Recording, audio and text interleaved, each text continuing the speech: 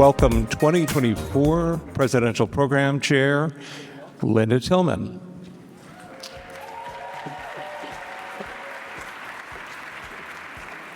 Good evening, everyone. Wow, this is awesome. It's awesome. It's been my privilege to be a part of Dr. Howard's journey for 1 year to plan this awesome program.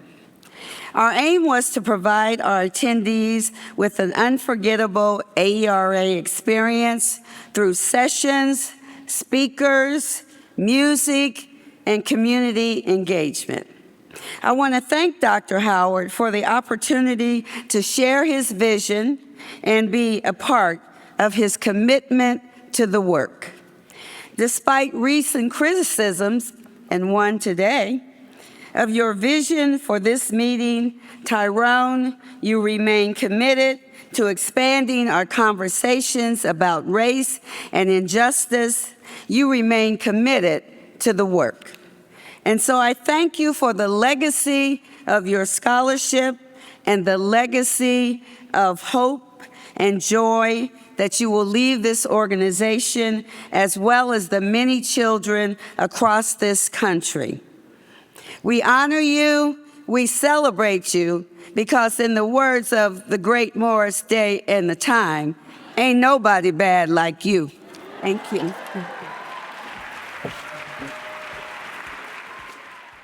Congratulations. I'm so proud of you. If I had just one word to describe you, that one word would be magnificent. Tyrone is loving and gentle. Affirming. Encouraging. Tyrone Howard in one word. That's a tough one, but I'm going to go with authentic. One word from my friend Tyrone. Wow. Awesome. Okay, that was 2 words. Brother. Genuine. Humanizing. Dr. Howard is supportive and he will challenge you at the same time. Compassionate.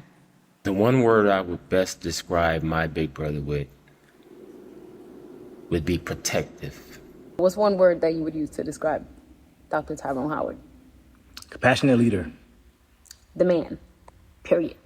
Blueprint. Supercalifragilisticexpialidocious. Love you, brother. The one word that best describes Dr. Tyrone Howard is love. Sagacious. Ubuntu. I am because we are. Sankofa. Go back and get what is at risk of being left behind. Shusha, you are our warrior. The word to describe Tyrone for me is mentor. Timeless. If I had to think of one word that describes Dr. Tyrone Howard, I would say equity. More, I would say he's a person who's worked his entire career to disrupt inequity and to make sure that all students, that all children have equal access to a high-quality instructional program.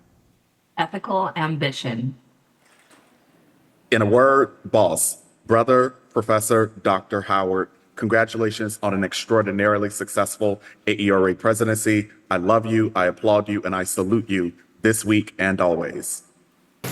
Dr. Howard is Black excellence. Compassion. Humility. Juice. Dr. Howard got the juice. Resilient. Dr. Howard is supportive and consistent. Dr. Howard, you are an inspiration as a colleague and a scholar. The word I would use to describe Dr. Howard is a coach. Tyrone Howard, in one word, smooth. That's one smooth brother. Love you, Ty. Life-changing. Integrity. Swaggy. Impactful. Realness. Tyrone is and always has been an inspiration. What's up, Tyrone? Congratulations on a wonderful AERA. And more importantly, just thank you for being such a mentor for me and being such a light. You are just an absolute joy to be around, an amazing, thoughtful, brilliant scholar, and I'm lucky to be in community with you. Advocate, whether it's as a dissertation advisor, mentor, co-teacher, or friend, you've shown me that you truly walk in your purpose with integrity, especially advocating for folks who feel underrepresented, underserved, and invisible in their daily lives. The most difficult part of my day has been trying to come up with one word to describe Dr. Tyrone Howard. Beautiful human being, that's 3 words. Brilliant scholar, that's 2 words. Truth teller, the perfect way to describe my remarkable colleague, my dependable mentor, and my dear, dear friend. To my friend, my brother, Tyrone, just want you to know how much we appreciate you. I personally appreciate our bond, the work we've done together, we'll continue to do together, the fellowship, your leadership, and the role you've played at AERA this year has been extraordinary. And I just want you to know we see you, we appreciate you, and we admire you. Keep shining, bro. Congratulations.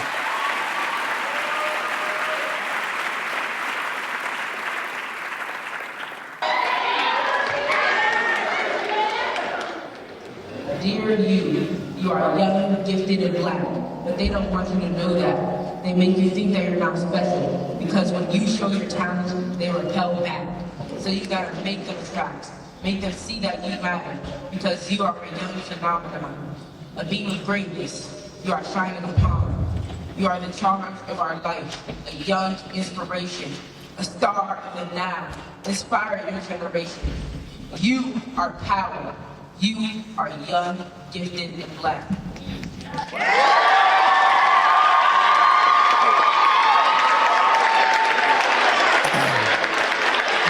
Turn that baby on. Yeah, that's good. I'ma just ride out, cause thanks to my guy Tyrone Howard, I'm able to express how I feel and what I see on a daily basis. Yeah. Hey, look, 2 black kings sit on that porch tonight, hoping and praying they get a better life. They just watched the news and seen another guy gunned down, that's the only thing in their mind. Freedom is a privilege, yeah, I get it. I'ma need the whole village to change this wicked sentence. Give it all I got, cause I'm winning. Ain't no way to blur my vision when I only got one mission. You got Trayvon Martin and Michael Brown gunned down, George Floyd and even Breonna face down. Risking his life, Martin march to the sundown. Voice of the youth, tell that white man put his gun down. Making a change, Tyrone Howard doing positive things, restoring dreams and improving in things. I like to look at him as a mentor, cause he got all this knowledge and he dropped the jewels. He consistently do it.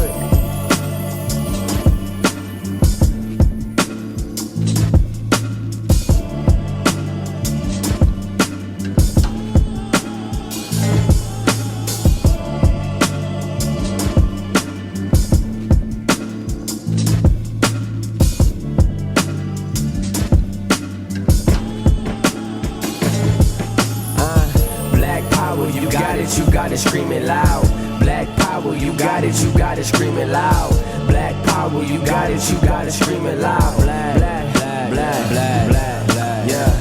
Black power, you got it, you gotta scream it loud. Black power, you got it, you gotta scream it loud. Black power, you got it, you gotta scream it loud. Black, black, black, black, more life. And I look, and I see you smiling. And I know the sun is always shining.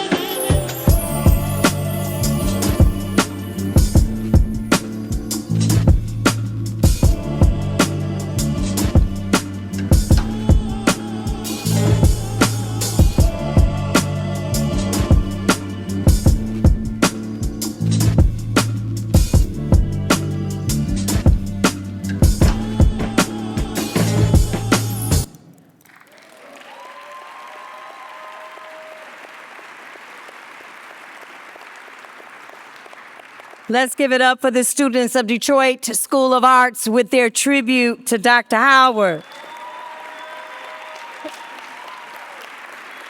Ladies and gentlemen, brothers and sisters, siblings, all nations of all peoples, family, community. Let us celebrate. Let us salute. Let us honor the people scholar, where academia and theory and practice make a positive impact, where we transcend from the transaction and the transmission into transformation. Transformation of institutions of learning, exchanging of ideas and inclinations to analysis and ideas of liberation. Liberation from mental slavery, liberation from colonized mindsets to a praxis of freedom, freedom of speech, freedom to be, freedom to even say black people, black children, black liberation, black freedom, because our collective freedom is tied together in a garment of our mutuality. Like Dr. King said, an injustice anywhere is a threat to justice everywhere. We are caught up in an inescapable network of mutuality, tied together in one single garment of destiny. Whatever affects one indirectly affects all. Let us celebrate. Let us celebrate the people scholar, the champion of champions. Your love has lifted us. We present to you this token of our appreciation with the Adinkra symbol of the Sankofa bird, reaching back into the past of our Mother Africa continent and grabbing the egg of the future with our feet facing forward. For the future is black. Moving forward, creating a future. Pumoja tutashinga. Together we will win.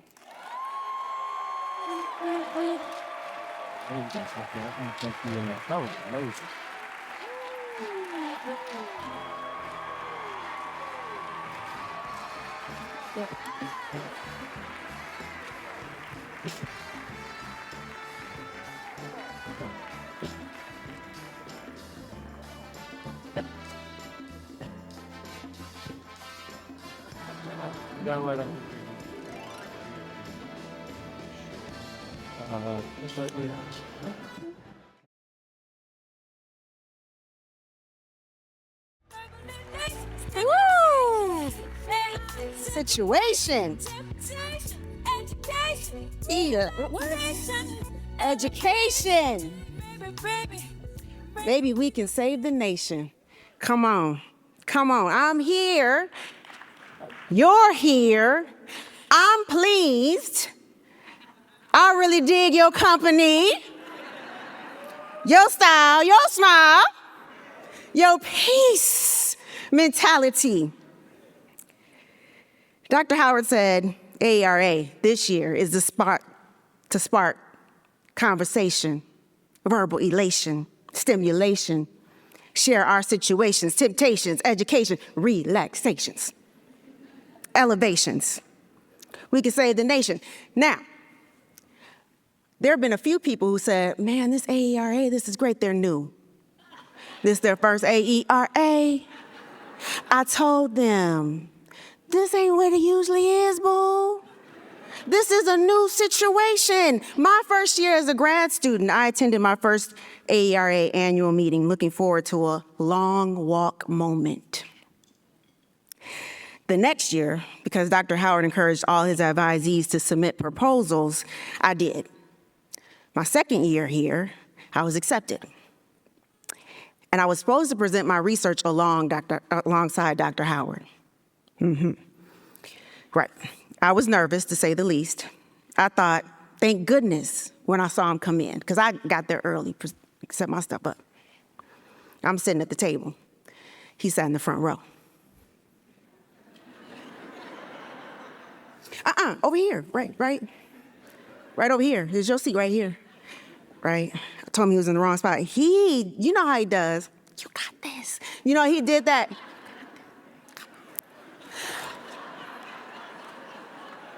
I don't got it though. I don't have it. I was like, what is happening right now? What the heezy? So then I presented my very preliminary research, right? And he sat in the front row and he nodded and he affirmed and he reassured me. And after the presentation came the heat. I don't know, back in the day, people came to AERA to feud. Do you remember this? Yeah, I'm not gonna say no names, but they would come year after year to duke it out. So I'm not gonna say who it was, but certainly there were big time battles. A couple of people came for me, right? Cool, I failed, right? I didn't do so well. I had just learned how to spell epistemology. I still don't halfway know the difference between a theoretical and conceptual frame, but I did at that point.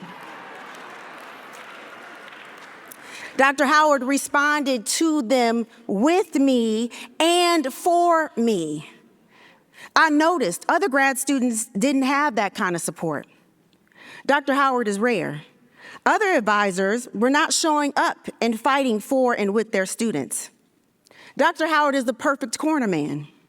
He'll give you water, put Vaseline on your face so the hits slide off, ice your eyes once you get binked up. And sometimes he'll take you out the ring and fight for you. We all need a Dr. Howard.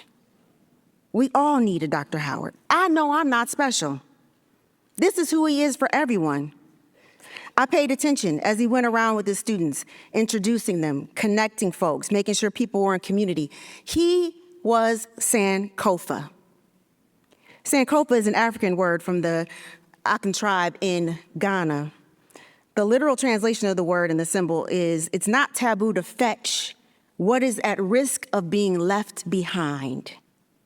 The Sankofa also symbolizes the Akan's people, the people's quest for knowledge, with the implication that the quest is based on critical examination and intelligent and patient investigation. Dr. Howard and this meeting he has convened is Sankofa. Throughout the years, I realized where he learned this kind of stewardship. And I would like some people to stand. If you can, if you're able, stand and remain standing. Dr. Banks, if you were here. Dr. Gay, they brought him up. Dr. Gloria Ladson-Billings, soror Dr. Carol Lee. Please stand, remain standing.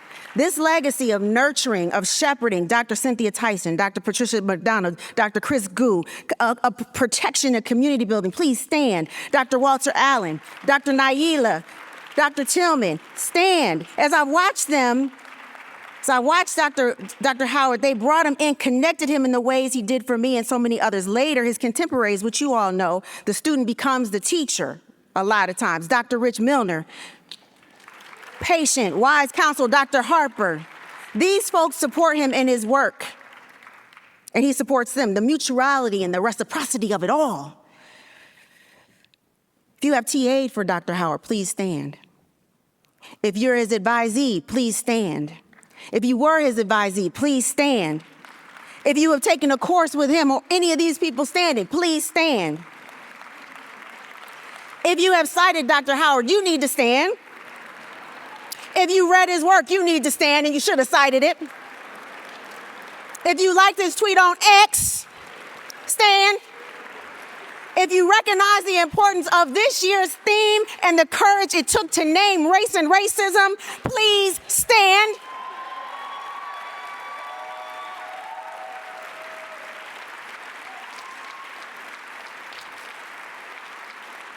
I think I'm farsighted, not nearsighted. I can see you now. Okay, so, Dr. Howard,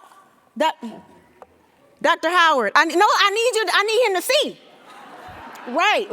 Dr. Howard, I need you to see. I need you to see this is your Sankofa. This is your legacy. Your indelible, your undeniable mark on educational research. These are the people who have come back. You have come back to get.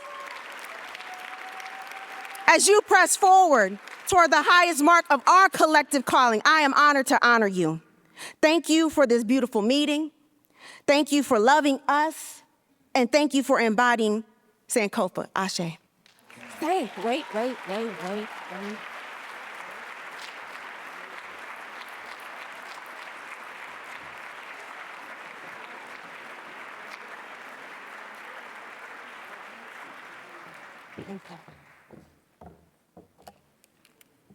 right.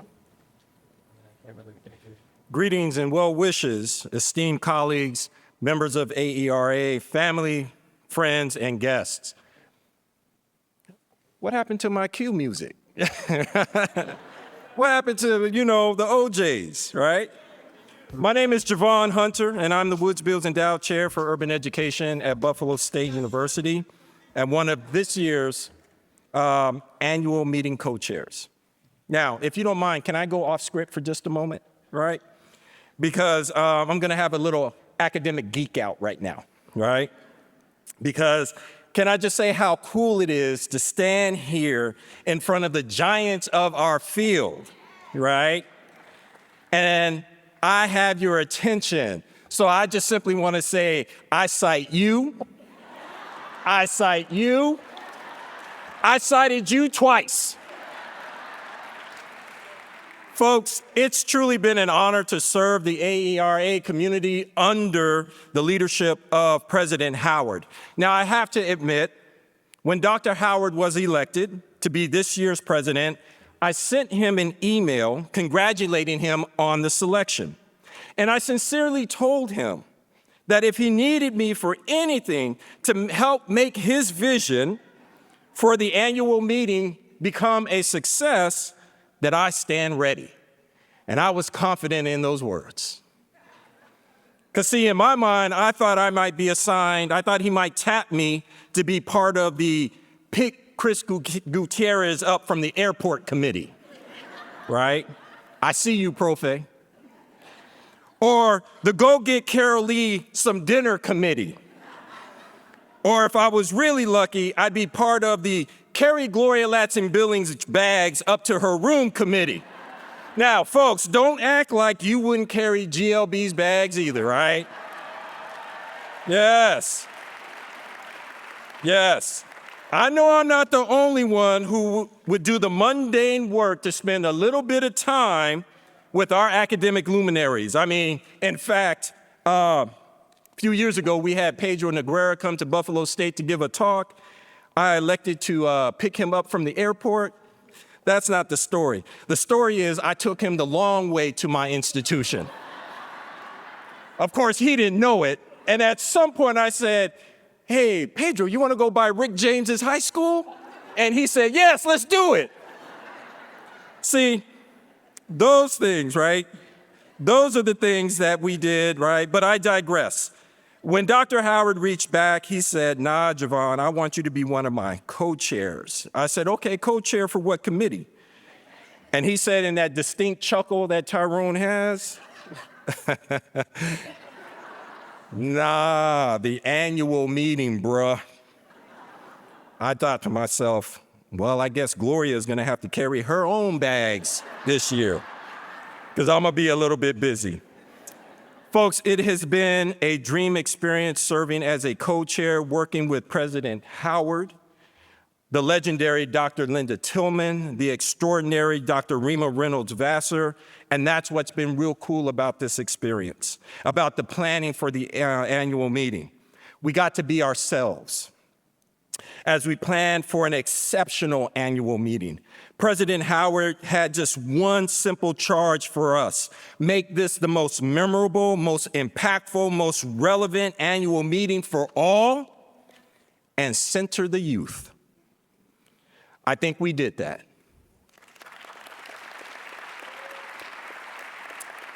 All ideas were explored and all avenues were pursued to bring you one of the most special, most distinctive, most unapologetic annual meeting to date. I mean, come on. President Howard has a wrestling belt. How many presidents you know got a wrestling belt? Our collective work began in earnest in June of last year as we debated the important issues that would shape this conference. In many ways, our conversation started not with what we were going to do, but what we are not going to do, right? I want to make sure you heard me. We started our conversations with what we're not going to do. And so we had productive debates as we were planning our opening plenary speaker. Who will we invite to submit presidential sessions? And of course, one of the most intense debates that lasted into the wee hours of the night. Who is the greatest R&B balladeer of all time? Now, as you can imagine, 2 through 5 took up the majority of our time because we all know who the number one is, right? Somebody said it. Go ahead. Luther Vandross, that's right. That's right. Now, we did talk about top 5 rappers of all time, and I'm just going to say Dr. Rima and I were a bit surprised at who was in Dr. Howard's top 5, right? I'm going to encourage you to ask him later. He knows what we're talking about. See, folks, we talked about the serious work, but we also took time to find our joy, and that is important when you're planning a conference for 16,000 members. And of course, whenever we got stuck, we could say to each other, I think you better call Tyrone. Help me out.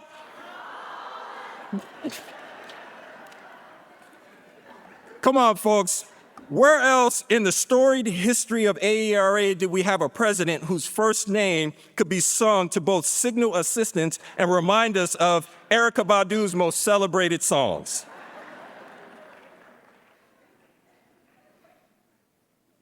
So that's what's been cool about this conference. All ideas were explored, all avenues were pursued to bring you this special event. We've done some things never done before, right, that President Howard is going to speak about in his address. And to make it even more unique, we have one more treat for you. One more treat. To assist us in ushering in President Howard's presidential address, I want to ask those of you who can stand to stand. Please stand. And in doing so, let's move our bodies. Let's cheer on the young people as I invite the Marching Orange and Blue Band to do their thing.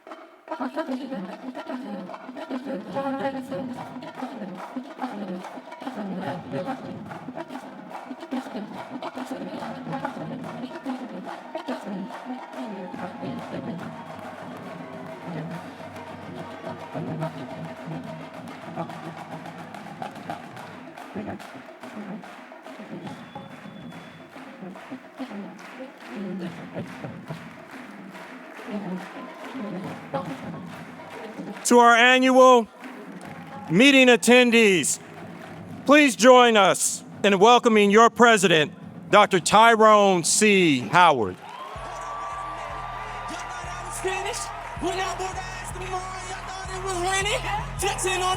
Some like Papa on the Spanish, double M, yeah, that's my team. Rose, the captain, I'm lieutenant. I'm the type can the man can't think, grind like I'm broke. That Lambo, my new, she don't ride like my ghost. I'm riding around my city with my hands on my toes, cause these want me there, and I gotta make it back home. Cause my mama need that bill money, my son needs some help. I don't know if y'all ready for this. I don't know if y'all ready for this. I don't know. Where's Felice Levine? Somebody put a seatbelt on Felice because we have never seen an AERA like this before, right? Can we give a round of applause to the West Philadelphia High School Marching Band, Orange and Blue, West Philadelphia Marching Band, Orange and Blue, under the direction of Brian Van Hook. If it was gonna be me, I had to have young folks involved in it. What's the purpose, folks? What we're here for? If we're not having an impact on young people, then count me out, right? That's all I'm about. So I can't say thank you for the amazing introduction. How many of y'all have ever seen an AERA president with a belt? With a belt. Y'all gonna see me with that belt for the next couple weeks. I'm gonna wear my belt everywhere. So don't ask me what it's about, because I'm gonna rock my belt proudly.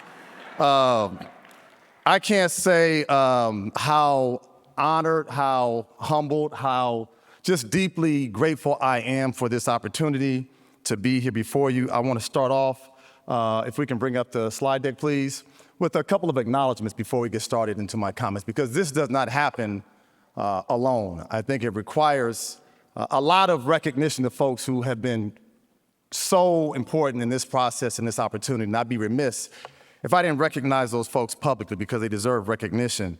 I want to first start with my amazing program chairs. What you have to understand when you put on a program is that there are so many issues and items and things you have to discuss and agree upon and debate. And I was fortunate to have three amazing program chairs. I'll start with Dr. Rima. Can we give her a round of applause, please? She was like, from the get-go, She was like, we're gonna make it do what it do. We're gonna make it the best one ever. Your commitment, your ongoing support has been truly appreciated. I can't say thank you enough for all that you've done to make this program phenomenal. Thank you so much. Dr. Linda Tillman. Dr. Linda Tillman. Linda is somebody who takes no stuff from no one. So you need to have that person in your program chair committee who's going to tell people what they need to be told, despite the fact that they may not want to hear it.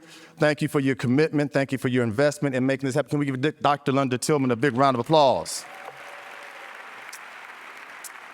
And Dr. Javon Hunter. Dr. Hunter, I know you had some trepidations initially, but from the time you said yes, you've been nothing but A1 first class. I can't thank you all. I've just had the most phenomenal program chairs I could ever imagine. Thank the three of you for what you've done. Another round of applause for my squad.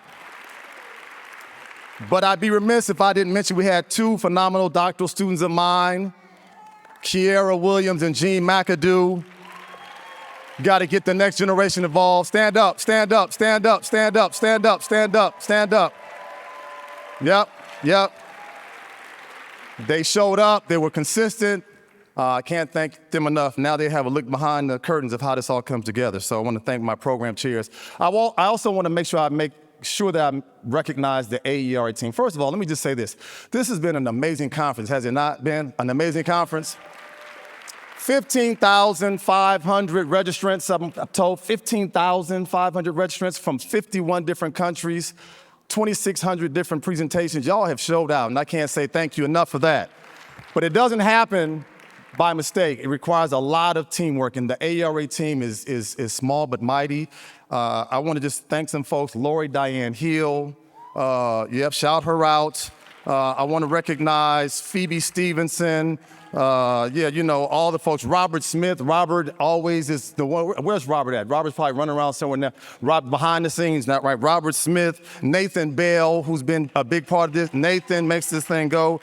Tony Pals, Mary Piper Waters, Kendra McGee, Sean Twombly. And look, last but not least, you will not find another person who cares more deeply about this association than Felice Levine. Felice Levine, I cannot tell you how many phone calls we've had, how many meetings we've been in, how many Zoom calls.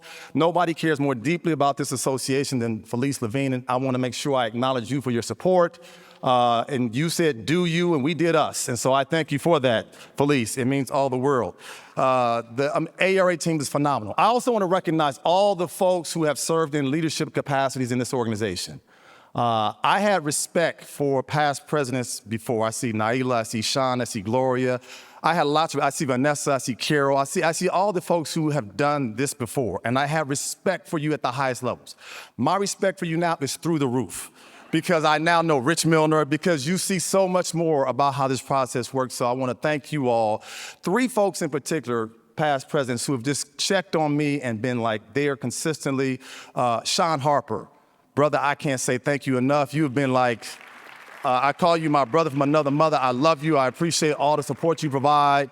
Naila Nasir, you have been like there from day one. I got your back. What you need? How you doing? How can I help? I so appreciate you. And Rich Milner, right? Folks don't know, Rich was my student at Ohio State. And he was like the brother who would show up like early to class, like, why are you here a half an hour before class starts, man? But he soaked up everything I tried to teach him. He was trying to learn from me. I didn't know what I was doing. I was just a lonely assistant professor. I didn't know what was happening, but I can't say how proud I am of you, brother. Thank you for always checking in on me and making sure I'm good. Thank you so much. And all the folks who have served in leadership capacity. We even got Bill Tate came out here tonight. Come on. I saw Bill Tate. I'm like, wow, you can be a young dude who runs this organization. I can't thank you enough. So all the past presidents, anyone involved in leadership, I want to say thank you. But I also want to recognize the folks who have held me down before Tyrone Howard was Tyrone Howard. And as much as all the accolades and all the recognitions come to fruition, there are folks who had my back from day one that I've been in this work. I'd be remiss if I didn't talk about my four amazing children, Jabari, Jamila, Jalil, and Jelani. I'm not going to get emotional up here, right? They have been amazing children. They inspire me to be a better person, a better father, a better dad. I love you, son. I know you represent the squad. Show my son who's here some love. Stand up. I'm gonna put you on the spot. Come on, come on, come on. And look, as much as I love my children, there's another love that some folks can relate to and others can't. I got a granddaughter. How many grandparents are out here, right? You love your children, right? But you love your grandbaby, right? And I got a granddaughter named Jay Samari who can do no wrong in my eyes, and so she inspires me to do even more for the next generation. So thank you for having this wonderful little lady in my life who can do no wrong. And finally, before Tyrone Howard even knew what he wanted to do, when we were broke back in undergrad with, as my mother would say, without a pot to piss in and a window to throw it out of, somebody held me down. Somebody was always encouraging me, supporting me. Someone was kicking me in the behind and making sure I did what I had to do, who was always like my biggest supporter, always held our family down, always held me down. Can y'all show some love for my wife, Maisha Howard, please? Stand up, stand up, stand up, stand up, stand up, stand up, stand up, stand up.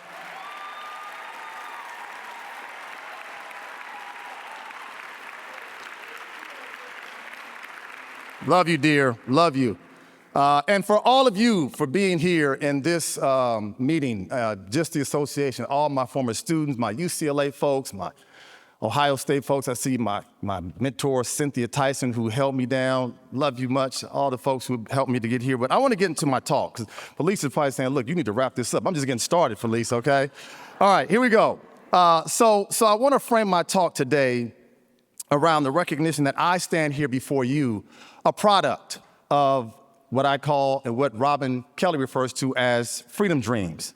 And Robin Kelly talked about the idea of how do we make a world a better place, but before we do it, we have to imagine it. We have to remember not always what we're fighting against, but what we're fighting for. And so I stand here before you, someone who is a product of dreams and struggles and sacrifice and tragedy and triumph. But what's so important to recognize about the freedom dreams is that I stand here in a way that is tied to and connected to the fact that I tell my students something all the time, that research is me search. And much of the work that we do is rooted and grounded in our lived experiences and our day-to-day realities. And for me, mine is just no different. I'm a product of lots of different people, but part of what I want to frame today in my conversation with you is I recognize that in our attempts to bring freedom dreams to fruition, there are systems of oppression that oftentimes focus on our ability to be our best. And I want to say today that as we look at those different systems of oppression, and you know what they are, xenophobia, misogyny, colonialism, anti-blackness, white supremacy, ableism, nativism, all these systems of oppression affect our ability to have our freedom dreams come true. But today, I want to talk to you about the salience of racism and how racism in its intersection with these different systems of oppression create a harsh set of circumstances for far too many people in our global community.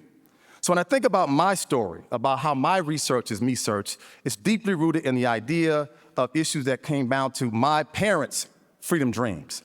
My mother and father came to my beloved city of Compton in the 1970s in search of better opportunity, in search of better jobs, in search of better employment, better housing, good schools, safe neighborhoods. And part of what's important to realize is that my parents were part of the more than 6 million black folks who came here to do what Isabel Wilkerson talks about when it comes to looking for the warmth of other suns. And Compton afforded that opportunity. Now, part of what happened in that process is that I began to understand that for my parents, like many other parents, over time, the city of Compton began to change. How did it change, you might ask? Growing up in Compton, I recognized that something different happened. In the 1980s, if you look at the work of Gary Webb, he told tales of drugs in the 1980s and the ways in which the CIA was vital in the proliferation of drugs, namely crack cocaine, in cities such as San Francisco and Los Angeles.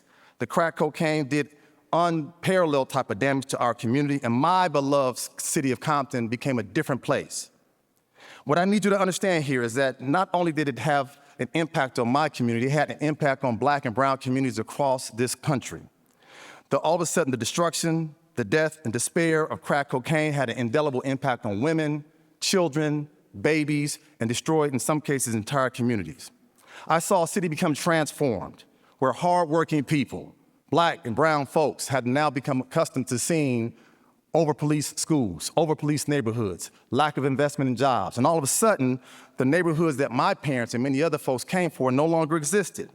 So what I need to understand, what I need you to understand is that before I even decided to pursue a PhD, before I knew what a theoretical framework was, before I could say epistemology, let alone spell epistemology, I had a burning research question that was always in my mind as I looked at what happened in my community.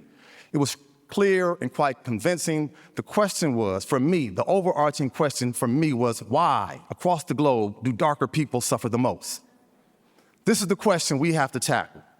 I began to recognize it wasn't only in Los Angeles, it was in San Diego, San Francisco, Chicago, Oakland, New Orleans, Miami, wherever you went, darker people seemed to suffer the most. I wanted to unpack that question, understand that question, begin to interrogate the question, why do darker people suffer the most? But what I realized, it wasn't only related to just what happened in these United States, but this this othering of darker people was happening globally as well. Whether it was people of African descent, Latin, indigenous descent, Asian, darker people suffered the most. Whether it was in the Philippines, Central America, South America, New Zealand, darker people suffer the most. So I wanted to understand this question of why darker people suffer the most. How do we answer this question? How do we examine this question and begin to understand what the solutions are around? My contention today is very clear, and I know I may ruffle some feathers, but that's okay because some feathers need to be ruffled, is that the academy can and should be playing a pivotal role in disrupting racial injustice and constructing new education possibilities. We have to ask ourselves the question, does our work reify and conceptualize racial injustice, or does it seek to dismantle it? There is no middle ground. We play one role or we play the other. Now, as we do this, I want to frame my conversation today with you around three core ideas. I want to first begin to lay out the foundations of how racism came to be and the role that higher education, the academy, and academics played in the creation and the maintenance of racism. Second, what I want to do is begin to examine racism in today's current educational landscape. And then third, what I want to do is begin to then make a call for dismantling racial injustice and other forms of oppression and begin to construct what I call new possibilities that center racial justice as a center part of our research. Y'all ready for this? Y'all sure you're ready for this? I maintain that it is time for this association, the American Educational Research Association, to grapple with racial injustice in our work, our research, our policy, and our practice domestically and globally. In 1944, Gunnar Myrdal talked about the fact that there was what he called an American dilemma that the United States faced. He said the United States could not say that it was a beacon of democratic ideals and principles when its people suffered so much injustice. So as Myrdal talked about an American dilemma, I posed a question to us as academics that we have an academic dilemma. And that academic dilemma is that we have to ask ourselves the question, does our research, does our policies, do our theories, do our statements, do our websites really represent what happens on the ground for folks of color who attempt to do this work? As we do this, I want to begin to center us on why this conversation is important in this place at this time. We cannot attain our freedom dreams and create realities of hope, prosperity, until we begin to address the ugly stain that has been on this country when it comes to institutional racism. It was 125 years ago in this very city that W.E.B. Du Bois conducted one of his most essential sociological studies. Du Bois sought to interview 500 Black Philadelphians and study and challenge the notion that Black Americans experience poverty, illness, and deprivation because of their biological character and innate inferiority. Du Bois's detailed and intricate study utilized history, sociology to consider the social experiences of Black folks in the 7th Ward of Philadelphia, a short 5 minutes from where we are right now. Du Bois' study studied Black life by focusing on migration, religion, crime, health, education. And in this important work, 125 years ago, Du Bois essentially told us that race matters. Not only did he tell us that 125 years ago, but we know that 70 years ago, with the passing of the Brown versus Board of Education ruling, we understood that race matters. It was 50 years ago, in Lau versus Nickel, we recognized that race and language matters. So as education researchers, scholars, policymakers, and practitioners, Ours is the work to examine the most complex and complicated challenges that we have here and abroad. I maintain that we have to perform this craft in a manner that requires us not to avoid the most complicated issues, but to embrace the most vexing problems that we as individuals and communities face in our pursuit for equal education, equitable education and opportunity. So to do that, I want to make sure that we stay true to the goals and the aims of the American Educational Research Association, which states, our purpose, our goal is to advance knowledge about education, to encourage scholarly inquiry related to education, and to use that for the production of research to improve education and serve the public good. Now, to do that, I need us to keep in mind several things. If we're going to tackle racial injustice, we have to remember that indigenous erasure has been real in this country for centuries. The efforts to, recognize that. The efforts of school districts to remove or water down Native American history and other ethnic studies curriculum is another example of this nation's ongoing effort to erase indigenous culture, language, and history. We also must remember that there's this legacy called slavery in these United States of America that has to be addressed. We must come to grips with the long-standing ramifications of slavery and its brutal aftermath, Reconstruction to Jim Crow, and we must recognize that Black lives matter. It calls on us to understand that anti-Black racism is real and happens every single day. It's not merely an abstract, but it has real consequences on people's everyday lives. If you take a close look at FBI hate crime data, we'll see in this country that despite surges in hate crimes being committed against Asian Americans, Jewish Americans, Muslims, queer folks, they still pale in comparison to the hate crimes that have been committed against Black folks in this country. The fact of the matter is, if you look at the data, the kinds of hate crimes that have been inflicted has been most harmed upon Black folks in this country. We must remember that the examination of race is essential to have spaces for researchers to examine the impact that anti-immigration has also had on this work, and begin to recognize that issues such as anti-Asian hate has also been a part of this work for the last 2-3 centuries in this country, and we have to commit ourselves to examining these conversations. It is my contention in this city of Philadelphia, the city of brotherly love, the birthplace of democracy, it's time for us to have this conversation. If we can't have this conversation here in this city that birthed democracy, then where can it be had? I maintain to understand racism, we have to understand the role that researchers and academics have played in the creation and maintenance of racism. To do that, I maintain we have to understand the long, ugly history of the academy of reinforcing and creating racial tropes. It's gonna get uncomfortable in here, folks.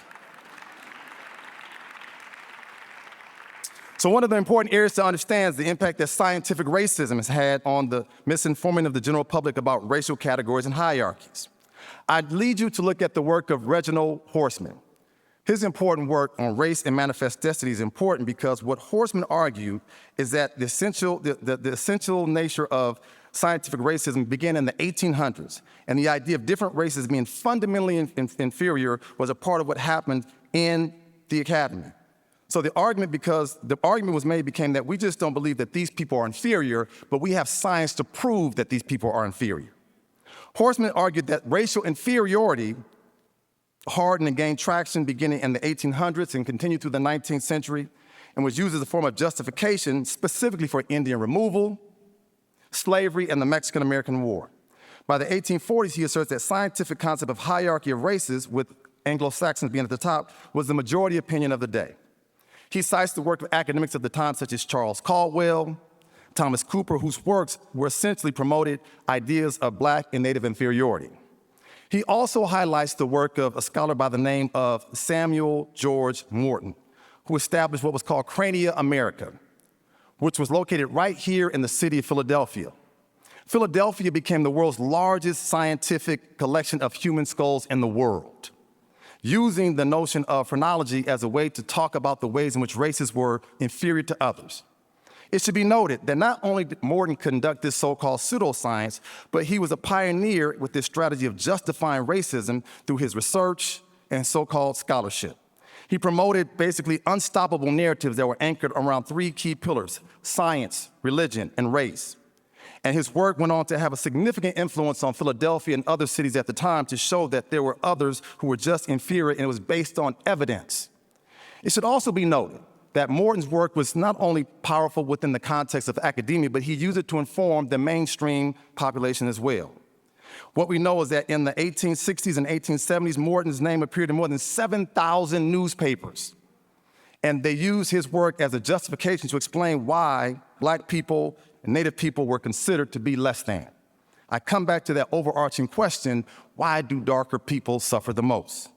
This popularity and attraction to Morton's work stemmed from a subconscious and conscious desire to confirm that what Morton and many other Philadelphians and scholars at the time believed, that people of color were just inferior to whites.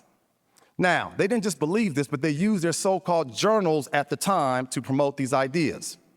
Mankind Quarterly was a journal that began to promote these ideas of racist tropes. The Phrenological Journal also promoted these ideas of racial inferiority to promote the idea that there was essentially inferiority that existed with non-white groups. And you also look at the Journal of Intelligence was another one that began to promote the idea that university-based researchers were using as a primary tool to explain how darker people were other than Europeans. I want to be clear. The academy and the academics of the time played a very important role in the establishment and maintenance of racism, and I would argue if academics can build it, why can't we then be the persons who dismantle it?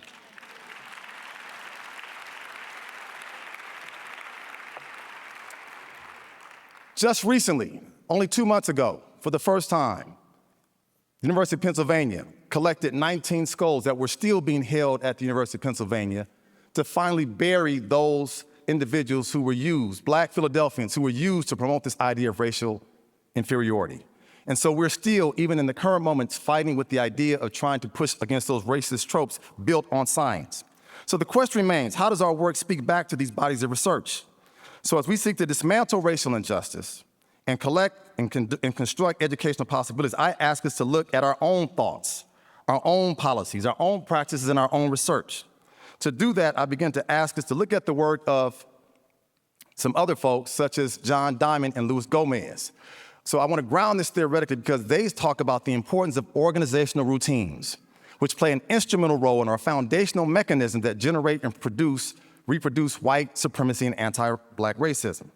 So part of what they also tell us to help ground this argument is that these organizational routines of the day we know produce racist tropes, but what are the organizational routines that are used today? Part of what Diamond and Gomez tell us is that these routines are oftentimes organizational muscles that encourage repetitive action, and that with each execution, they become further legitimized and more ingrained as taken for granted knowledge. They also teach us that these organizational routines oftentimes allow taken for granted practices to take shape in action, and that their routines are heuristics or mental shortcuts that essentially guide efficient action. They also say that these organizational routines proceed unfettered, unchecked, unless they receive a shock and regular practice is disrupted. So I ask us to think about what are our organizational routines. To that end, I want to ask my audience today, do journal editors, publishers, and scholarly outlets, what are your organizational routines? Whose works are you prioritizing today? Do you publish work centered on racial tropes that continue to receive certain kinds of priority? What are the racial and gender compositions of editorial boards and reviewers? Do scholars whose work center on race and gender get marginalized? Do manuscripts get fair and thoughtful reviews? This is the conversation our field must have. Too many reviews come back from authors and reviewers that appear to be racist, personal, petty, and lacking any constructive feedback on how people can be better.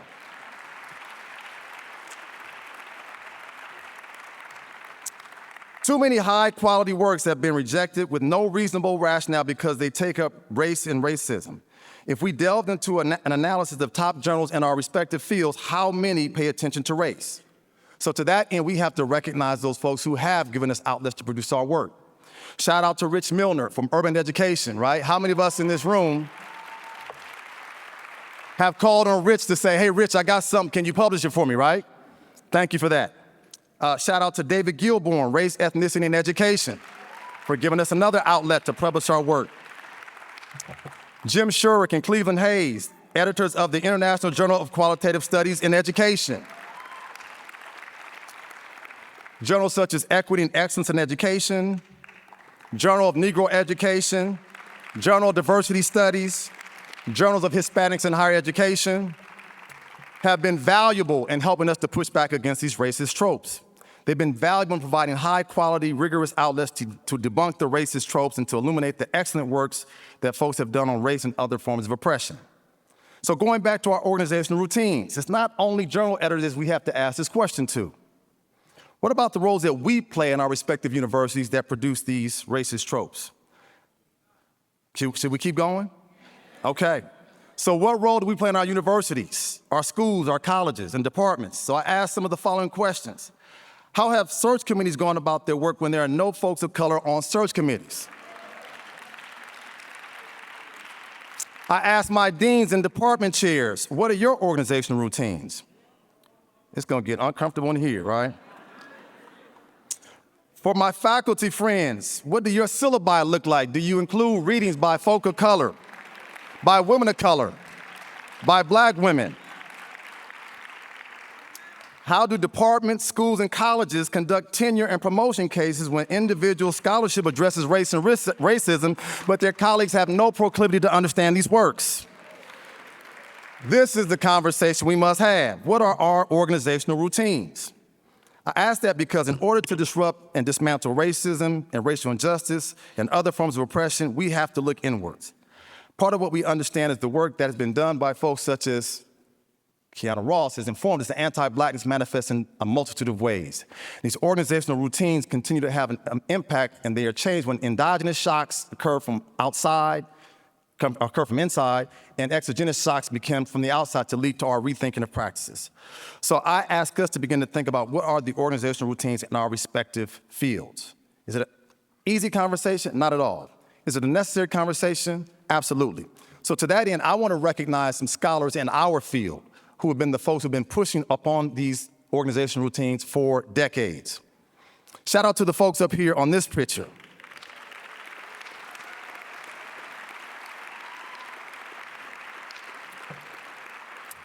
Jim Shurek and Michelle Young told us that it's not our epistemologies that are racist. She said it's the use of them themselves, and they labeled the term called epistemological racism. It's all too real.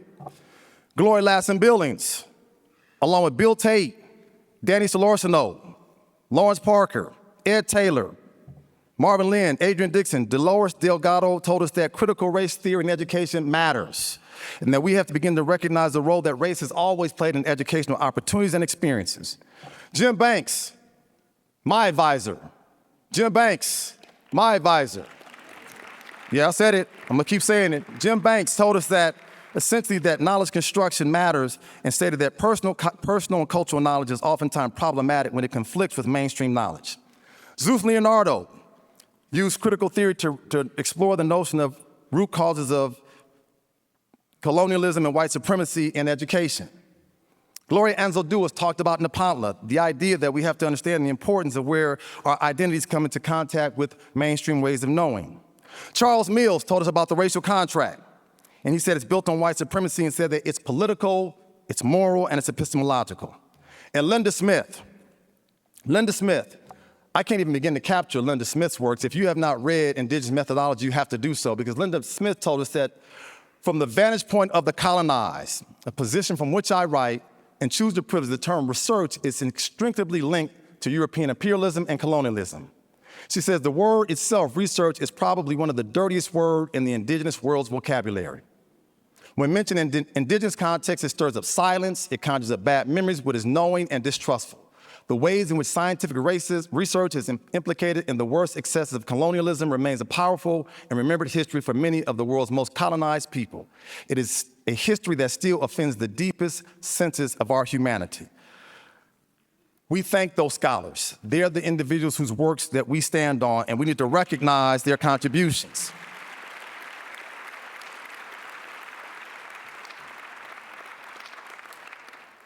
But we still have issues to tackle. So what does racism look like in today's context?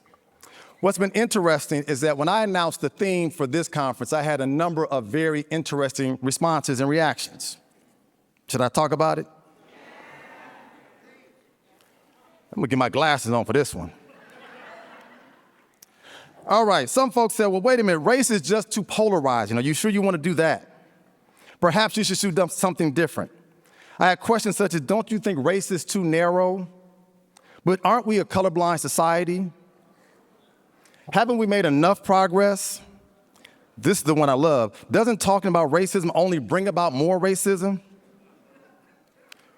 Or the other one I really love is, you know what? We don't really do race in our work.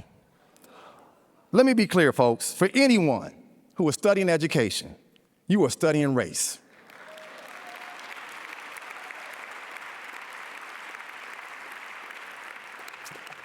And to be clear, your omission, your silence about race is data. It gives us a hypothesis and disseminates a particular thesis. Without saying a word, you are communicating a message about race in your scholarship when you say you don't do it. So I want to repeat, anyone who studies schools and education, you are studying race. Schools often have been ground zero for our quest for racial justice. Thus, issues tied to race, racism, and racial injustice should be explicitly studied in teacher education, should be studied in history, should certainly be studied in measurement and evaluation, curriculum and administration, leadership and development, human development, psychology, and the list goes on. Ours is a field that has an applied effect, and impact should be our goal. If we're not having an impact, why are we doing this work? To highlight the manner in which racial injustice has manifested in real time and has material consequences, we have a number of data points I want to highlight that capture our attention to let us know that there's more work to be done. I come back to Kiana Ross, who argues that anti-Blackness can be identified in what she calls explicitly violent examples in schools that we must interrogate routine occurring practices and policies. I want to touch upon 4 key areas and where we see racism continues to manifest and how we have to continue to be steadfast in checking our organizational routines. I want to start off with book banning because we have become a book banning nation. According to PEN America, there have been over 3,000 books that have been banned in the 2022-2023 school year. If you do a deeper dive of those books that have been banned, what we find out is the following. Over 40% of all book bans in the United States occurred in school districts in the state of Florida. Let us pray for Florida. Take a deeper dive of those books that have been banned. What we also find, it's not only Florida. Texas has over 700 bans. Where we stand right now in Pennsylvania, over 450 bans. Oklahoma, Kansas, Indiana, the list goes on and on. Many of you are in these states and recognize that the banning of books has been a way to essentially erase key aspects of our nation's history. If you do a deeper dive into those books that have been banned, what we find is the following. A third of those books explicitly address LGBTQ+ themes and have protagonists or prominent characters in them. Over 1,100 of those books contain protagonists who are prominent secondary characters of color. And 1,000 of those titles are banned books that have directly addressed issues of race and/or racism. Erasure, erasure, erasure. Take a look at the books that have been banned, and you see there are essential book titles that deal with issues tied to race, racism, gender identity, sexual orientation, and issues that are core to the human experience. We have to have a call to action that pushes back on the banning of books. Second area that we see that we continue to have an impact where racism plays itself out is with school discipline and arrests. We continue to be a nation that believes in suspensions, expulsions, disciplines, and arrests. U.S. schools continue to be a place of pain, punishment, criminalization, discipline, and it happens to far too many darker children. According to a systemic review done by Richard Welch, school discipline continues to be highly racialized, and Black students lose the most instructional time due to suspensions, and this loss of time leads to lower achievement and worse outcomes. If you look at the percentage of Black students in public schools, we see that Black students make up approximately 14% of all students, but they're 38% of suspensions in schools. Why do darker children suffer the most? And I would also say if we have to do a deeper dive to look at how early this punishment begins, it begins as early as preschool now. Preschool data. We know now that you look at discipline rates across preschool, those are 2 words that should not be in the same sentence, preschoolers and suspensions. How old are our babies in preschool? 3, 4 years old? I would say you've been on the planet 36 months, 48 months, we've already put a label on you. Suspension rates for preschool children are uneven and, in my opinion, unacceptable across the United States. When you look at those data, it tells us Black and Indigenous children make up 18% of all preschool enrollment, but there are 34% of students suspended once and 38% of students who are expelled from preschools. My question to my early childhood folks is, what does a baby do in preschool that warrants a suspension or expulsion. Here's what I hear from my early childhood folks. You can't bite, you can't fight, you can't kick. Okay, let's go with that for a second, folks. Last time I checked, guess what a lot of 3 and 4-year-olds do? Bite, fight, and kick. I believe that there are white children who are 3 and 4 years old who bite, fight, and kick. I believe that there are Asian children who are 3 and 4 years old who bite, fight, and kick. Should I keep going with this? But when black and brown children bite, fight, and kick, all of a sudden, they are deemed as being what? Violent, aggressive, hostile, and oftentimes have to then deal with the consequences of being suspended from preschool. You go one step further, you look at the fact that when you look at those babies who are suspended, I'm gonna keep saying babies because we can't call them students because we tend to sort of grow up our babies sooner than they have to. We begin to adultify them. Let them be children. We know that half of the 250 babies expelled from school each day are black boys. And you label me as a problem, you talk to me as a problem, you treat me as a problem, I begin to think that I must be what? Problem. For too many black and brown students in school, this is what's called nihilism. And black nihilism, which is a philosophical construct of the world that devalues blackness and overvalues whiteness. And we wonder why chronic absenteeism is prominent. We wonder why students are angry and resistant. Schools are hostile places for far too many black and brown students. The sense that everyone here is against me is unfortunately all too real for black and brown children. Nihilism is the experience of lack of meaning, lack of hope, lack of intimacy, lack of community, lack of connection, lack of love, lack of touch. Part of what's important for us is to listen to what our students tell us.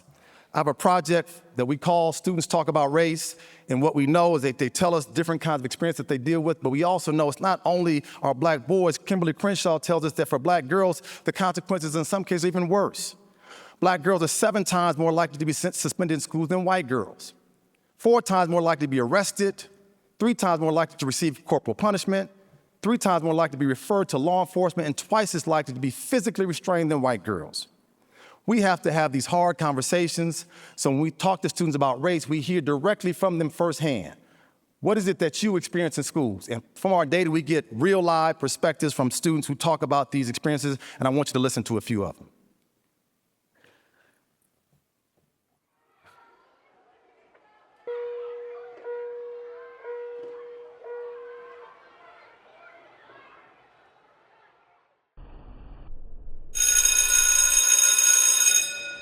One incident, I'll say this week, I was walking and someone called me the N-word.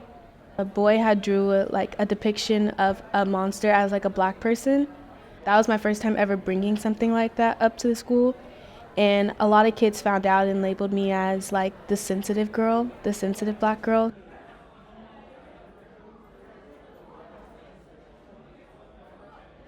Have you ever experienced racism at school? My history teacher, he would constantly take me out the classroom and just yell and berate into my face. Tall, big white male. And he would tell me that I wouldn't be anything. So in terms of like microaggressions, I've had classmates tell me that my hair looked like it was too rough or like too hard to brush. Yeah, I've had classmates when we're talking about race in class or when we're doing certain discussions about race or culture, I have classmates that like look at me whenever like black is mentioned or anything like that, which is like really weird. But it's always played out in like a joke type of way. Like if they call someone dark, like a monkey, or like a lot of the boys, they make jokes like that. This kid, he told me, he was like, "Oh, you're so black. If we turned off the lights, we couldn't find you in the dark." How'd that make you feel? Disrespected and like belittled, because like there was not that many black kids in my class, but since I was like the darker one, like the other kids were more light skinned, it was like he was just only at me. There were moments where it's like I would tell people like how I would identify racially, and like I am Asian, so they would like do the thing where like pull their eyes back and like be like ching chong, stuff like that. I shouldn't have to feel like I just have to adjust to racism. I should feel like everybody else should know with like, I don't want to say common sense, but like with their common sense, like to not say these sorts of things because they're offensive. W.E.B. Du Bois was asked whether or not the Negro needed separate schools. And Du Bois stated that we shall get a finer, better balance of spirit by putting children in schools where they are wanted than in thrusting them into hells where they are ridiculed and hated. Far too many of our children feel ridiculed and hated. Where else do we see racism being played out? The SCOTUS ruling on affirmative action has told us that we continue to see that efforts and attacks on diversity are continuing to be a major factor.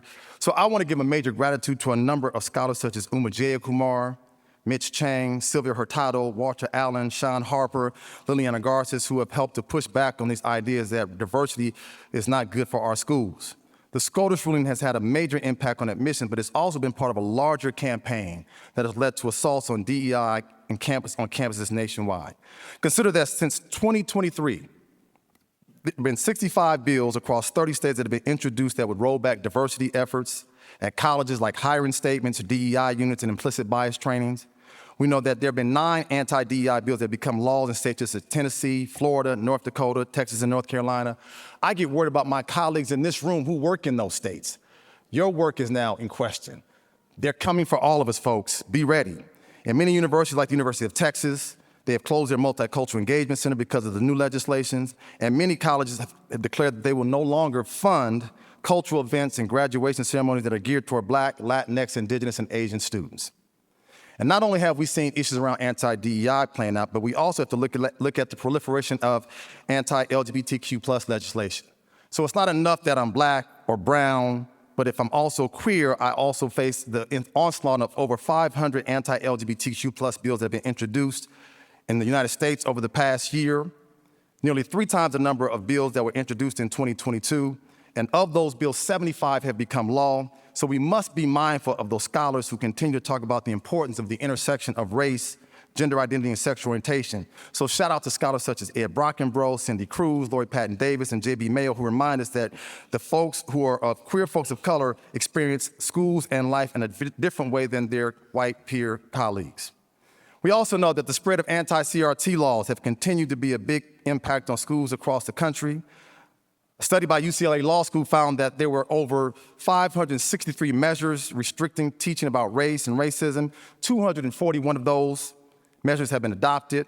We know if you look at the data here, approximately 73% of those have had an impact on regulating classroom teaching. 75% have been on regulating curricular materials. And states across the country, teachers are fearful about the idea that they may be fired, they may be fined, they may lose their jobs. Our call to action has got to be to push back on the ways in which we are ruling out and eliminating the ways that we can't even talk about race. Now, what we know is that part of the anti-CRT effort has been among the fear-mongering around parents feeling like their children are being indoctrinated in ways that are harmful and destructive. So I gotta talk about this one for a second, folks. The idea has been centered on the false claim that teaching about race makes white children feel bad. I'm gonna say that again, that the teaching of race makes white children feel bad. To that I say, what about the days, the decades, the centuries that children of color have been made to feel bad? So if white children feel bad, we are upset, we're not happy, we show up at school board meetings, but when children of color were invisible and violent, we say that's okay. When they're absent from school curriculum, we say that's okay. When Black and brown children are deemed as being anti-intelligent, we don't have any anger and rage there. When Black and brown children are subjected to low expectations, we say that's okay. When they're kept out of AP honors and gifted classes, we say that's okay. When they're constantly surveilled and punished, we say that's okay. And when Black and brown children are constantly subjected to microaggressions, we say that's okay. So why don't we have the same anger and rage about the fact that when Black and brown children feel bad, that that's acceptable, but if white children feel bad, we have to have a massive resistance. We have to have a call to action to push back on that. I maintain that our goal is to teach the truth. If you look at I'm shouting out Burke right here, the Black Education Research Center, and its report on American attitudes toward K-12 education and their survey of over 1,000 registered voters, they found the following. The 58% agree that CRT bans are simply playing political games, and their large part of plurality strongly agree. And that an overwhelming majority, 85%, agree that students should learn about the history of slavery and racism in this country and how it continues to affect us today. Over 3/4 agree that the teaching of critical thinking skills requires that teachers challenge students with alternative points of view, even those that are unpopular and might make some uncomfortable. We have to have this conversation about the ways in which anti-CRT laws continue to have an impact on our children. Finally, we have to talk about environmental racism. The focus on climate change has been important, has been real. However, largely absent from the discussion has been the impact on communities of color. I would hope, yes, let's talk about it. I would hope that we would have those efforts place an unapologetic spotlight on environmental racism that has been rife in communities of color for centuries. The building of schools on or near toxic landfills and dumping sites, the construction of schools near freeways and highways, crumbling school infrastructure. We have to ask, why are children of color most likely to live next to landfills and toxic dump sites and manufacturing plants? To demonstrate the race-climate nexus, consider a report by the Center for Effective Government, which found that nearly 4.9 children go to one of the more than 12,000 schools nationwide that are within 1 mile of facilities that either store, use, or exhaust dangerous chemicals.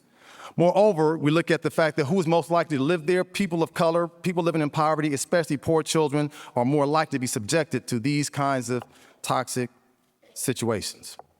We know in cities like Flint, Michigan, this has been an ongoing issue. Where I live in Los Angeles, California, Delta Airlines dumping fuel over schools where kids are out playing. We have a long history of understanding that chemicals that are known to have an adverse impact on respiratory, neurological health, including lead, mercury, and compounds associated with fossil fuels. These contaminants are known to cause irreversible brain damage and affect nervous systems, decrease cognitive capacity, lead to impulsive behavior, cause adverse cardiovascular and kidney effects, elevate blood pressure, infertility in both men and women. And again, I ask, why do darker people suffer the most? Hard conversations that our field must have. So how do we move forward? How do we begin to prioritize racial justice at the center of our research and policy? How do we construct educational possibilities with a focus on being free of race and racism and other forms of oppression? I am mindful of the types of skepticism that many have about seeing a nation that is in a world that is free of racism. Our data suggests that there's always been racial strife. There's always been racial hierarchies. There's always been racial violence. Afro-pessimists astutely remind us that after 400 plus years in this country, racism is permanent. Derek Bell argued that racism is integral, permanent, and indestructible component of this society. And it reminds us that racial realism tells us that we will have peaks of progress and short-lived victories that slide into irrelevance. I would ask us not to be chronic pessimists.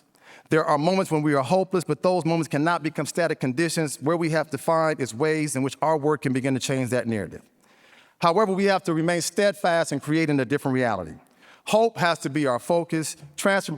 Transformation must be our goal. We must focus on the construction of a different set of educational possibilities. Our aim must be rigorous research, culture-responsive inquiry, hope, love, and doing it in a way that we still maintain radical self-care. We must have our work tell a different story. We must have a willingness to use our theories, our methods, and our frameworks with a level of criticality that seeks to improve the public good and place an intentionality on those who have been historically marginalized. Our work must embody its efforts on decolonial, race-centered, and feminist frameworks. How do we do this work? I maintain for us to do it, we have to begin to focus on dismantling racism through the use of putting a spotlight on settler colonialism. It should be understood as a structure rather than an event. Eve Tuck and Wayne Yang remind us that how settler perspectives and worldviews get to count as knowledge and research, and how these perspectives, repackaged as data and findings, are activated in order to rationalize and maintain unfair social structures. Therefore, let our work begin to construct new possibilities, new paradigms, and new ways of how we engage in these works. I come back to the work of Diamond and Gomez, who said that to begin to create ways of dismantling race and racism, we have to have 3 key ways of doing it. We must understand who is harmed and the ways that harm has been experienced. Second, we have to identify how organizations should interrupt old routines and produce new ones. And they say that third, we have to determine how organizations should interrupt old routines and produce new ones that reduce or eliminate harm and produce racial justice. So I asked the question, how do we create cultural democracies? Cultural epistemological democracies, methodological and theoretical democracies, the legacy of racism, the legacy of oppression, subjugation, colonialism, conquering, and conquest must come to an end. The question I ask is, can we live up to these ideals? Can we form a more perfect union? Can we make this country great for the first time ever? Can we contribute to a global community that is free of hate, violence, displacement, and genocide? Can our work be a knowledge that eradicates stereotypes and does it in ways that continues to allow peace to be a part of what we do on a regular basis? Again, we have to ask the question, is our work causing harm or is it contributing to healing? Our work must come from a place of radical hope, decolonial desires, and an unconditional love for the human spirit, informed by the work of our ancestors and relatives of future generations. Our work must construct new possibilities that are unapologetically bold, personal, and ethical in our commitments to transform education systems for all. I ask that we recognize the generation of up-and-coming scholars who continue to do important work that we have to support as they do this work. I ask that these scholars be recognized for what they do. Show them a little bit of love. A new wave of scholars.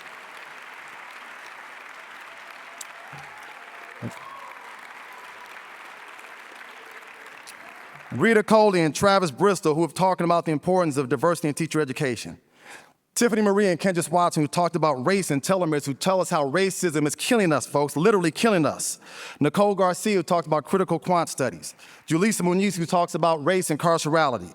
Eddie Cole was talking about the ways in which race intersects with history and higher education. But understand that they stand on the shoulders of additional giants who helped pave the way for them. I shout out those folks like Professor Sean Harper, who's talked about race and masculinity for the last several decades. Lori Patton Davis and Nicole Joseph, who have shed light on the brilliance of Black girls in education. Nyla Nasir and Jarvis Gibbons, who talked about fugitivity, hope, and race. Goldie Muhammad, Bettina Love, and Yolanda C. Louise, who talked about genius, joy, and dreaming. Rich Milner, Linda Tillman, Sonia Douglas have lifted up the importance and consideration of school leadership and race. Gina Garcia, Sylvia Hurtado, and Anne-Marie Nunez, who have helped us to understand the value of Hispanic serving institutions. Rima Vassar, who's talked about the importance of centering Black children in education. Each of these thinkers and doers have given us examples of how we disrupt organizational routines in our work and how we move our work forward with a level of criticality, intersectionality, and transformation. We say thank you to those scholars.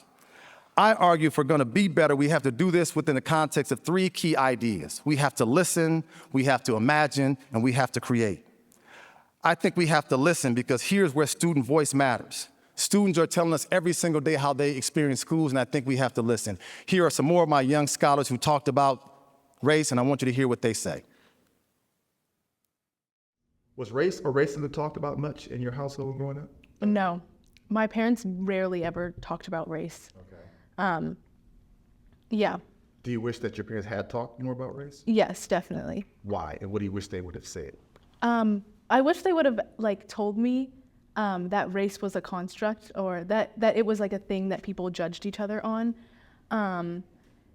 I wish that, because when I got to middle school, it was like when I got to middle school and high school, and even in some parts of elementary school, is a big part of how other people judged me and viewed me and interacted with me. So I wish I really knew that was a basis in which people judged each other. Why do you think schools don't listen to students? They believe in the stereotypes of the students, and just because of the students' like backgrounds, or just because of the students' acts, they believe that the students don't want what's right, don't want the better things in life, or what the students feel they deserve, or what the teachers feel and staff feels the students deserve. They're like, oh well.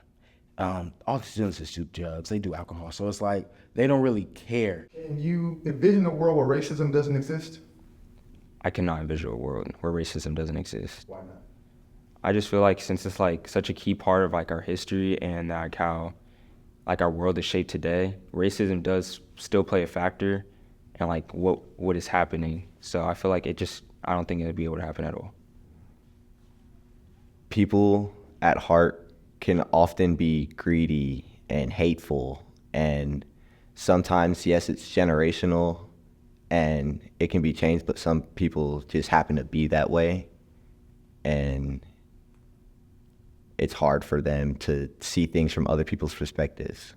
I feel it will always exist somewhere. Like, someone will always feel some type of way, and like, it's not always, sometimes people don't show it. You don't have to literally say, I hate blah, blah, blah. To be racist, sometimes it's the undertones, the little things you do. Sometimes it's the mindset. So I feel, no, racism will never leave this world.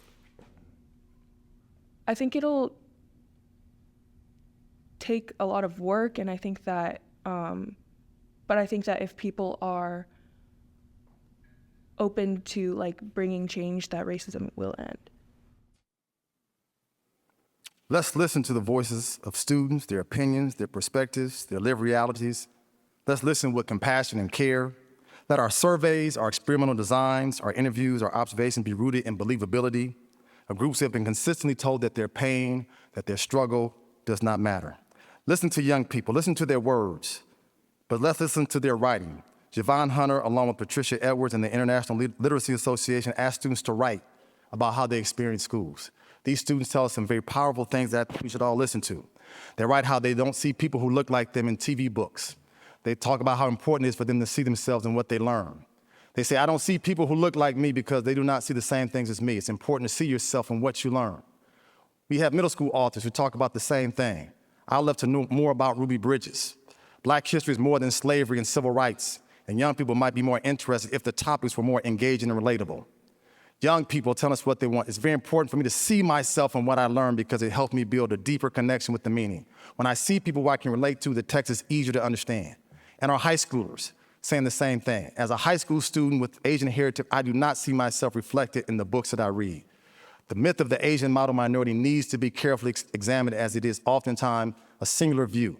These are the words that we have to listen to if we're going to begin to create more possibilities. I maintain, at this point, we have to borrow from the work of Afrofuturists. Afrofuturists ask us something important. They see this work as aesthetic, a method of self-liberation, self-healing, an epistemology that intersects imagination, technology, mysticism, culture, and liberation. It connects literature, music, art, film, and dance. It is the use of the imagination that helps us to transform their circumstances. I ask us to think about the work of Afrofuturists such as Ytasha Womack, who asserts that we must imagine possibilities that are beyond our wildest imagination, and that we must dream out loud, and our efforts must be method and practice, vision and goal, and teach us both to dream and to work, to envision and to labor.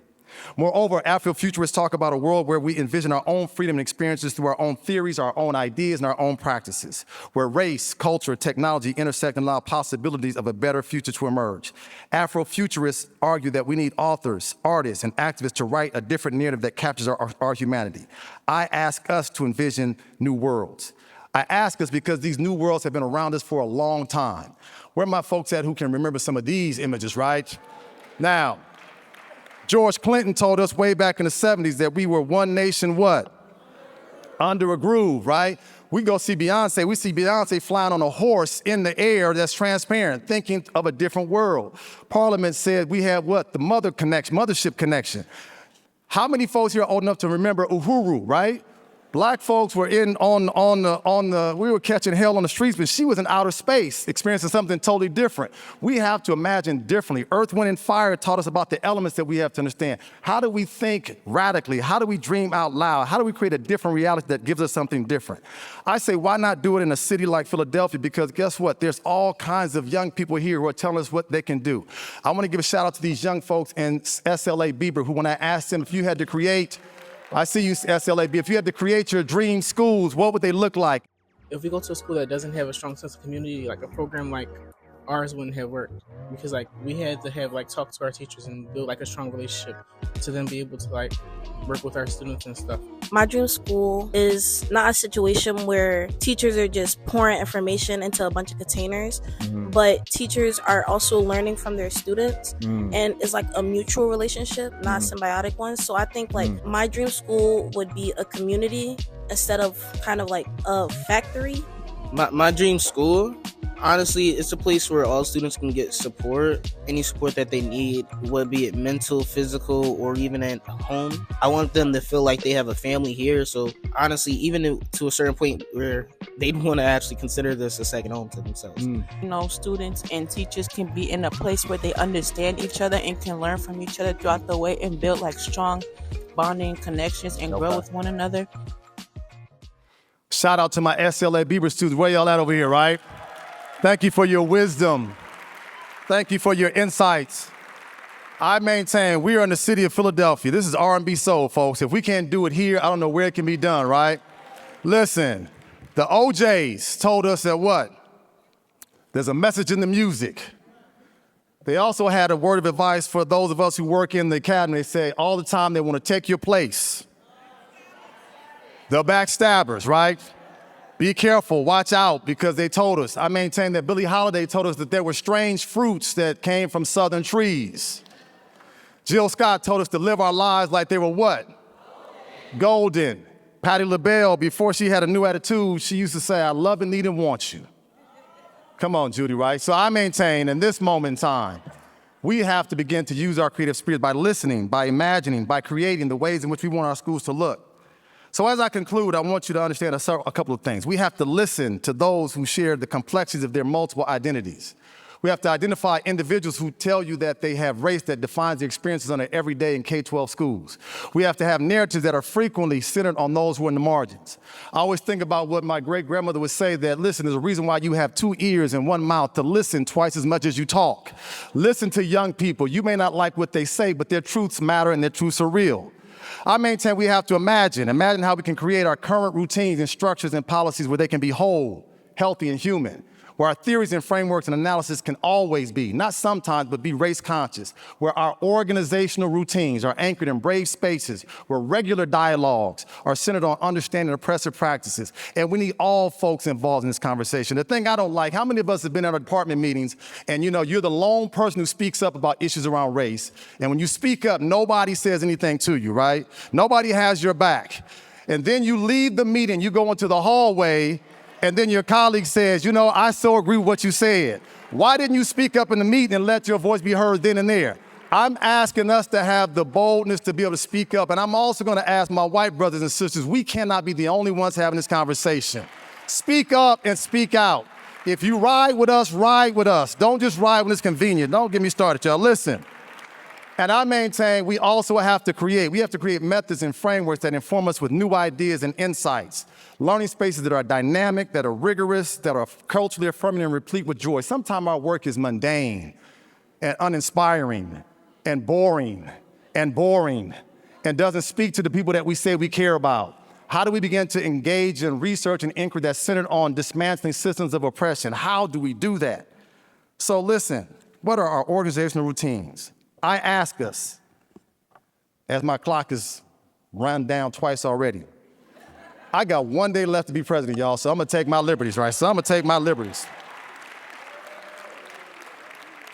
is probably in the background saying, shut it down. Felice, I need 2 more minutes and I'm done, right? So let our generation of scholars be the teachers and policymakers that make the impossible possible, the unthinkable thinkable, and the undoable doable.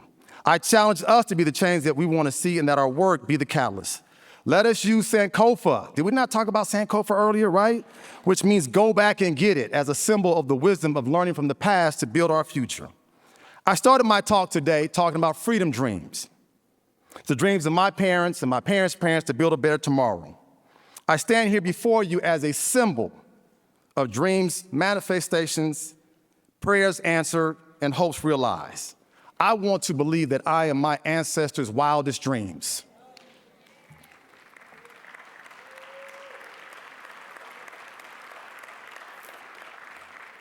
But I also realize that I'm other people's ancestors' worst nightmares. I am one of those darker people, one of those inconvenienced peoples who got an education and didn't lose his mind in the process. I ask us all to do what Toni Morrison asked us to do, is to enter these positions of trust and power, dream a little bit before you think. So as I prepare to close, I want to thank you for providing me the opportunity to serve as your president. I want you to remember that this little boy who grew up in Compton over 50 years ago, who thought he would become this guy right here?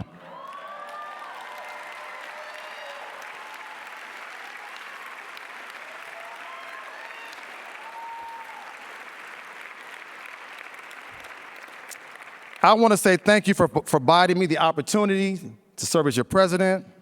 Thank you for believing in me. Thank you for being in community with me. And thank you for giving me an honor to serve as your president. It's been one of the highest experiences of my professional career. Thank you, thank you, thank you.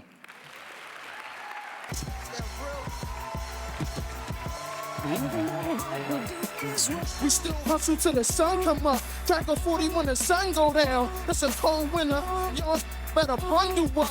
And I better be a hotter summer pepper onion just to rock it down. Hot down, listen up.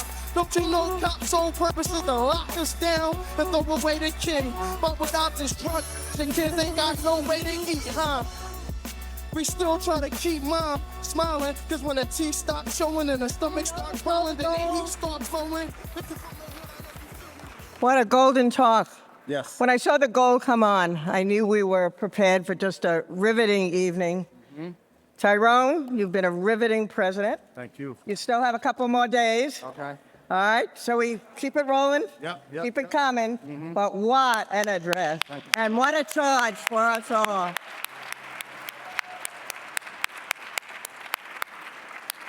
I suppose we have a redo tomorrow night, is that right? No. But thank you. On behalf of the entire community, those here and not here, the American Educational Research Association, you have served us well, and it's not over yet.